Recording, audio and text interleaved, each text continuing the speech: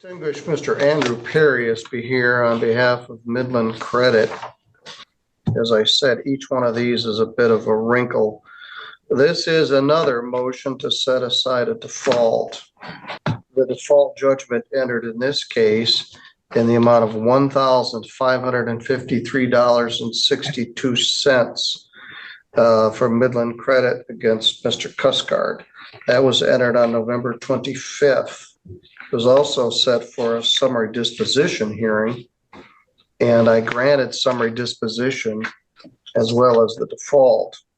The defendant had no defense, and summary disposition was appropriate.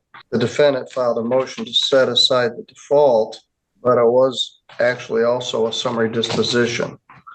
Mr. Perry, what's your position? My position, Judge, is that Mr. Cuscard didn't properly file a request to set aside the summary judgment. And I think that's the real issue today for today's hearing, is whether Mr. Cuscard pled a request to set aside the summary judgment, which I don't believe he has. Mr. Cuscard, one of my burdens as a judge every week is to explain to lay people what summary disposition means. You got sued in this lawsuit. The complaint was filed in March of 2024. You filed, it took a while for them to serve you, but you filed a very brief answer in June saying, I deny responsibility of owing this debt. Then you filed a little more expansive general denial where you denied everything. All right, that gets you past the default, but it doesn't get you past a motion for summary disposition. A motion for summary disposition that they filed says there is no material issue of fact, and the defendant has not stated any defense. They filed a history of the bill of sale and a charge history regarding this credit card. So we had a hearing. So two things. If you had shown up, I would have found probably summary disposition for the plaintiff, but you didn't show up for the hearing. So I found summary disposition was appropriate. Probably shouldn't check the default box. So a couple things. Why didn't you show up for the hearing? And in order to set the default aside, you have to set forth a material defense, meritorious defense. So your meritorious defense says you were less than 18 years of age, which is not correct. You were born in 1971, so you weren't a minor when this contract was entered. The contract is void or voidable because we did not have a meetings of the mind, no wet signature. That's not valid. You had a history of charging things on the credit card and paying the charges. They don't need those things. I should not have to pay this debt. The complaint is missing key elements, which is also incorrect. So there is no meritorious defense. And I don't know why you didn't show up for the hearing in November. So Mr. Cuscard, what's your position? Well, my position is that I was having technical difficulties with the Zoom. You know, I'm not one of those savvy people when it comes to tech stuff. And again, and like I said, you know, I couldn't connect with the Zoom.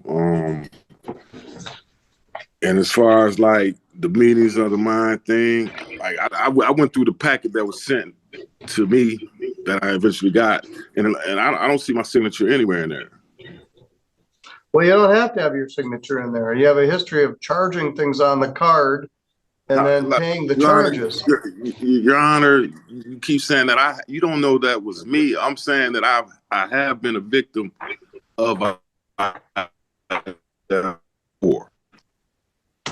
So and again, and I do have a Capital One account, but it's not that account. Well, they sent numerous monthly bills to your address that was in place in Kalamazoo at that time. All right. So there is a fundamental issue you moved to set aside the default, but you didn't move to set aside the motion for summary disposition. So summary disposition would enter and did enter because there is no material issue of fact, and you did not state any defense in your answer. You just stated a general denial. So summary disposition entered. In addition, you didn't show up. And then sometime after that, let me see when you filed the motion. The order entered November 25th, and you filed a motion to set it aside on December 9th. So it was within 21 days of the entry of the default. But I don't know what to say about technical difficulties. People have them all the time. People do have the right to just come into the court. And Your Honor, so let's assume technical difficulties is a legitimate reason. You still haven't stated a valid defense that you owe the debt. So, excuse me, Judge Middleton. The very first court date I had, I showed up to the court, right? And whatever it went, however it went, and that day I was informed, hey, you didn't have to come all the way down. You could have done this by Zoom. Mm-hmm. So I tried that the second time, and it didn't work for me. And I again, the whole wet signature thing, and not the plaintiff not presenting that I thought that was a relevant defense. Well, maybe in 1906 you had a wet signature. In the current era, things are all done electronically. And you pled in bad faith that you were 17 years old when this was 17. entered. No, I didn't say 17. I'm not 17. Well, you said that you weren't a minor. You were a minor when you entered into this. Oh, that must have been a mistake, man. Right. And then secondly, there is no such thing as a wet signature. I'm not sure if you read that on the internet or somebody told you that. Yeah. That's not a thing. Summary disposition entered. You filed an answer that said, hey, I don't owe this debt. Yeah, and then you filed a more expansive answer that said, hey, I don't owe this debt. All right, man. That's not a defense. Okay.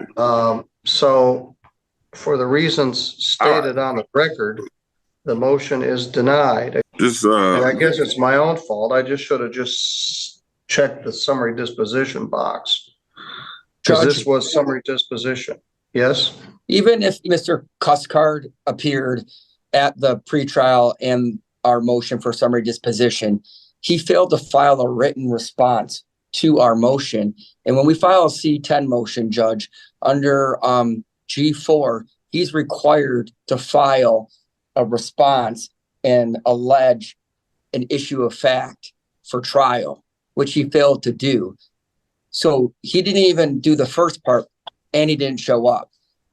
So I would argue, Judge, that even if Mr. Cuscard appeared at the hearing that was set for motion for summary disposition, he didn't meet the requirements of G4 and raise an issue of fact for trial. So that was summary judgment would have been earlier. You stated it more eloquently. Even if you had showed up, Mr. Cuscard, you would have lost.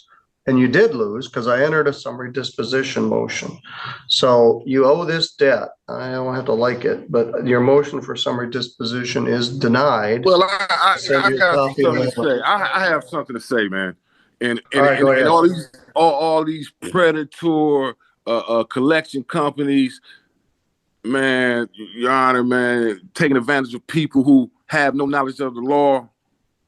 Now that's the real issue. Well, I guess I don't have, I tell you, I don't have to like it, but that is what the law is. I don't just pull out of a hat. Buying things, pennies on a dollar. Good luck. Yep. Okay. Go. Will you hand me my screen box?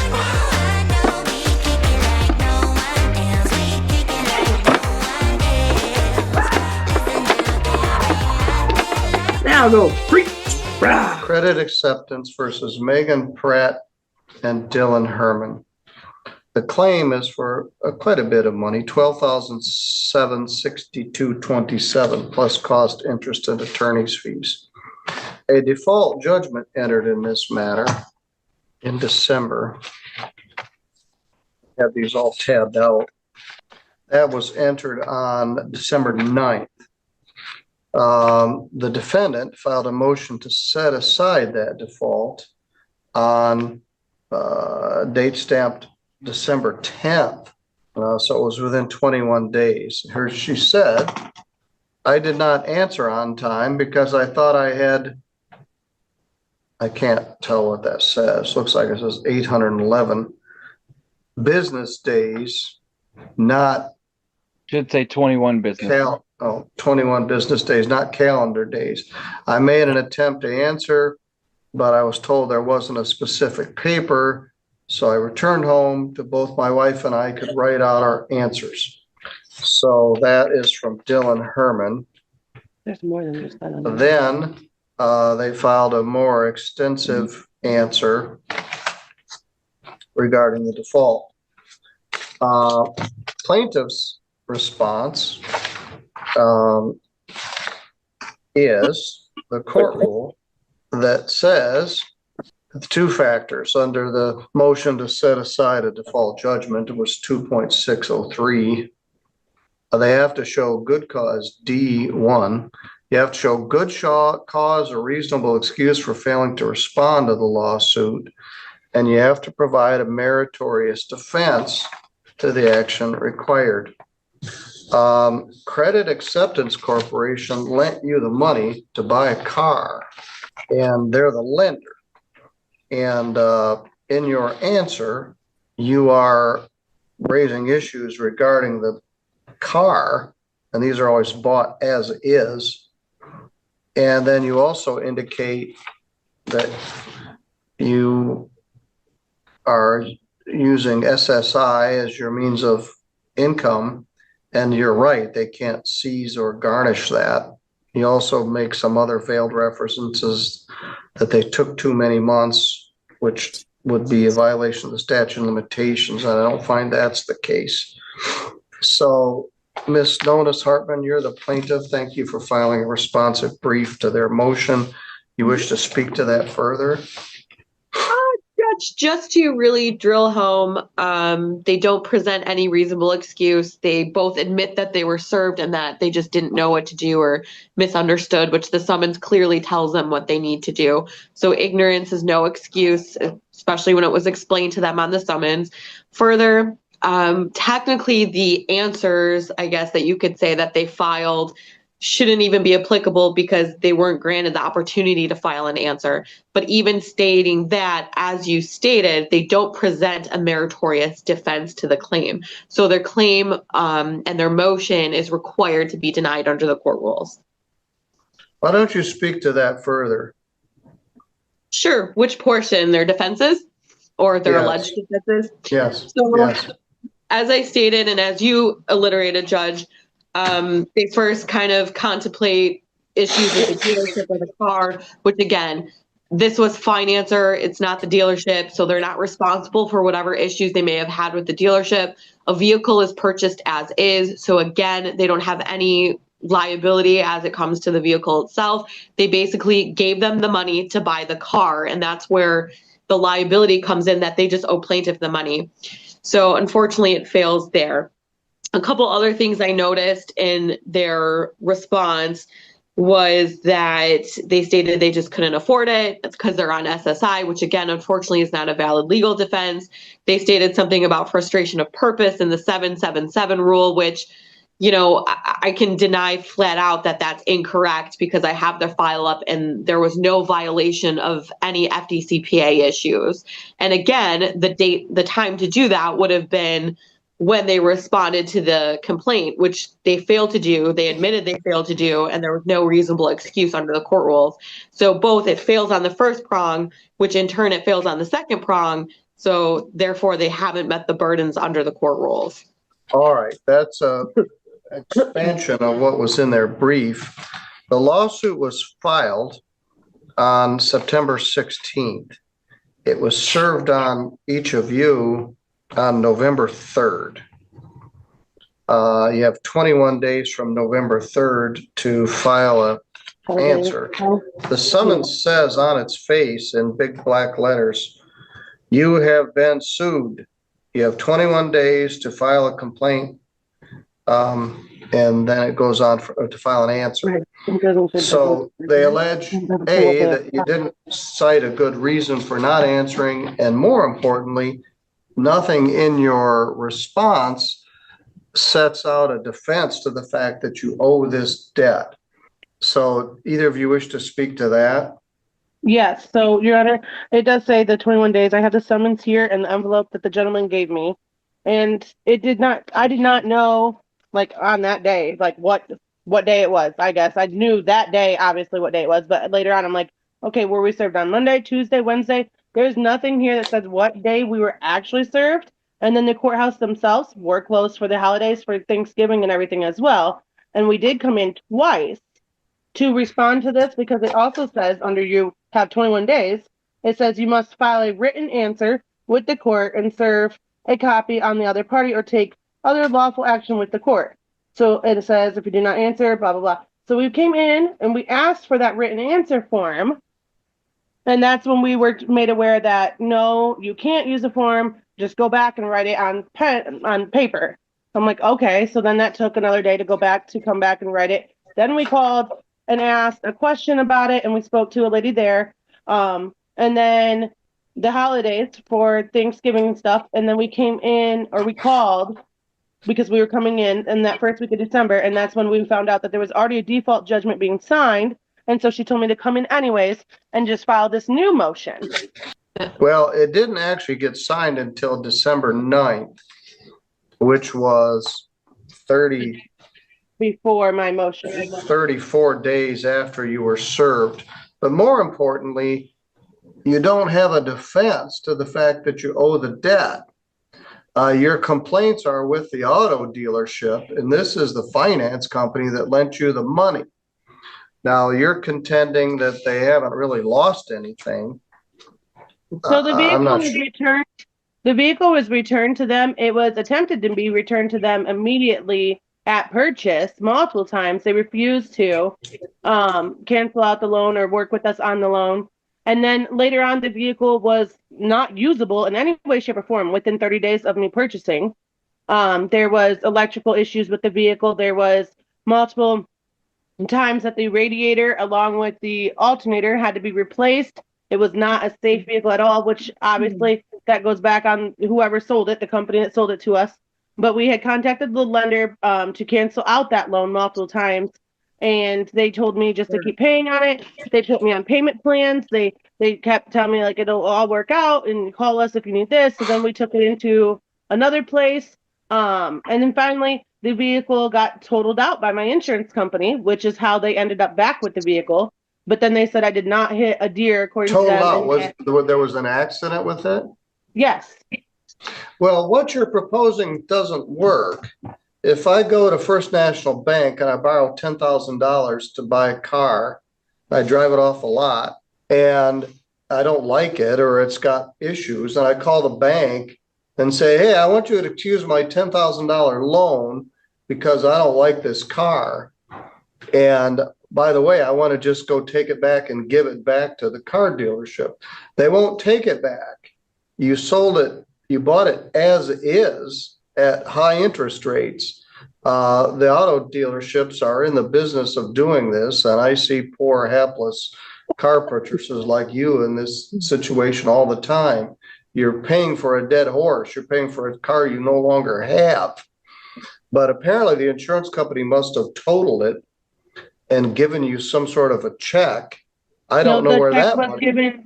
There was no check given.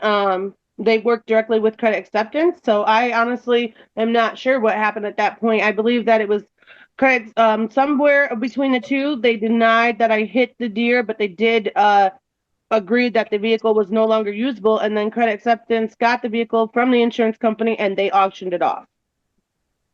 Credit Acceptance did, or the car dealer did? Credit Acceptance. Credit Acceptance auctioned it off. All right, well, that's what happens. Can you advise regarding that, Ms. Hartman? Yeah, so as to their story, I don't see any justification for the story. but the car was repossessed and it was sold at auction, and whatever the amount at auction brought in, it was applied to their balance, and there was a deficiency that was owed. This happens about 100 times a year to me here in St. Joe County. Somebody buys a car from a car dealership. The car has a high price, it has a high interest rate. The lender and the car dealer are taking risk to sell the car to people who don't have a lot of money. Then they get repossessed.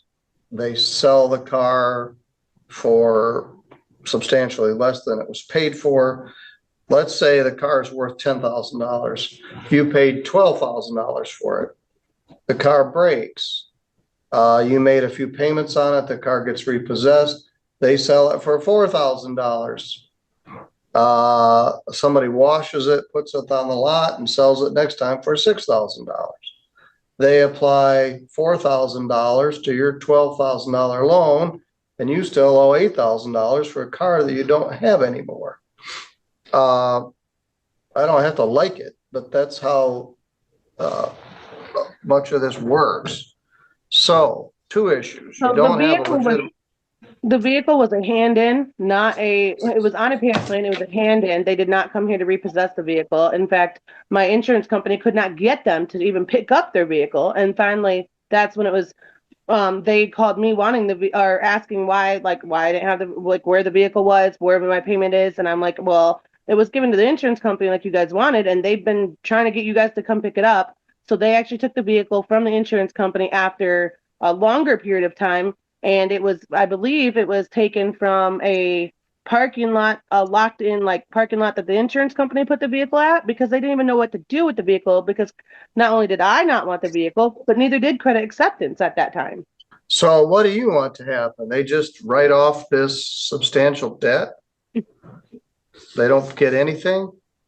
Well, as of right now, and we tried to pay on it before everything happened. The vehicle was not in any way, shape, or form drivable or salvageable. They refused the vehicle, so they knew that the vehicle wasn't worth anything. And then it was auctioned off yes, a substantial amount, way lower than the rest of the loan. But what payments I don't understand how I'm supposed to pay for this. The SSI that we have are for 2 deaf children, and that is our only income, besides for the fact that my husband does go to school. So I guess you could take his school loan away. I mean, I'm not sure. Well, they can't do that either. The fact that you don't have money is not a defense to the fact that you owe money. So they're not going to take your SSI. They're not going to take his school loan payments, but your circumstances could change. You purchased this car, which is a 2013 Chrysler Town and Country. The car was $12,838. You financed at 22.99%. Loan sharks used to charge 6%. This is an extremely high interest rate. This 11-year-old car, you had $7,390 worth of finance charges on it. And no one forced you to sign that agreement, and you signed it, and it's a contract, and it binds you to the terms of the contract. And it clearly says this vehicle is sold as is. And so, as I said, I see this dozens of times a year. You also apparently purchased some sort of extended warranty for an additional $2,000. I don't know what the status of that is, but the company was Gazelle Auto in Sturgis. This plaintiff is simply the people that lent you the money to buy the car. And so when you defaulted on the loan, they repossessed the car, they sold it. And so I find you have not stated a legitimate reason for failing to appear, and there is no valid defense. It's an unpleasant, big, ugly, bitter pill, but the motion is denied. So You they still also owe said it. civil case, that there is no other pending or resolved civil action arising out of the same transaction or occurrence as alleged in the complaint. And that's the other thing. There is and there was another lawsuit against Credit Acceptance, not for just this vehicle that I had, but also a prior vehicle many years back, that the other attorney, I can bring that up or find the paper and send that to you, already closed out, and I will actually be receiving a settlement back from them. That's Based off of- for a different lawsuit, ma'am. That's not relevant to this Yeah, case. that's not this case. Even though this vehicle was included? No, they In would the be earlier two separate lawsuit? debts. You're saying this vehicle was included in an earlier Correct. lawsuit? Yes, Your Honor. Judge, I have been working credit acceptance files for at least 10 years. They don't combine cars. They don't combine debts. Each debt and each car is separate and distinct, especially if it's in two different law firms. So whatever lawsuit she's referring to or whatever attorney's office she's referring to is not relevant and very distinct from the debt for which we're here for today.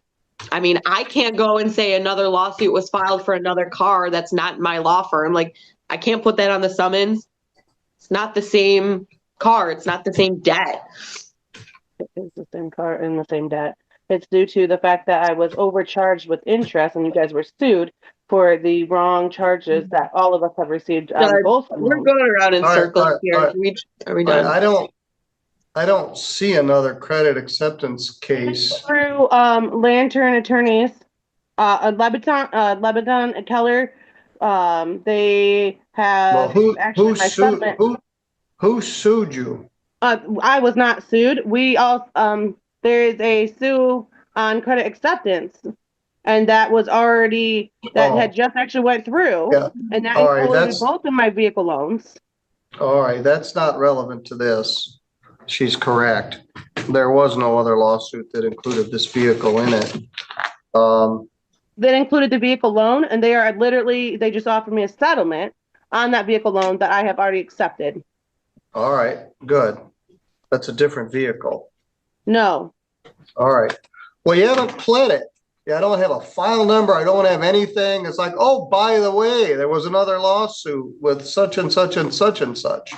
You have a right to appeal this, but I found that you have not complied with the court rule that would allow this default judgment to be set aside. So this matter is completed. I've got about 20 people waiting. You can appeal this. You can seek further legal assistance, but you signed this contract, which was very onerous, and you're bound by the terms of it. I don't have to like it, but that's the way it is. Are you kidding me? Oh my God. You have got to be kidding me. What is going on today? This is a joke. This is a joke. Today is an absolute joke. We need an interpreter. I need an interpreter when I cannot express myself sometimes. Oh my God, sir, put that cigarette out. I don't give a crap that you are outside of this. What is wrong with everybody today? You know what, Miss Reed, we're going to start bringing people in person. People are going to learn how to act in a courtroom. Can you hear it? Can you hear it? Ma'am? Ma'am? Can you hear it? Okay. No patience for that. Trust me, after today, I'm sitting up here, I'm the one that needs a drink.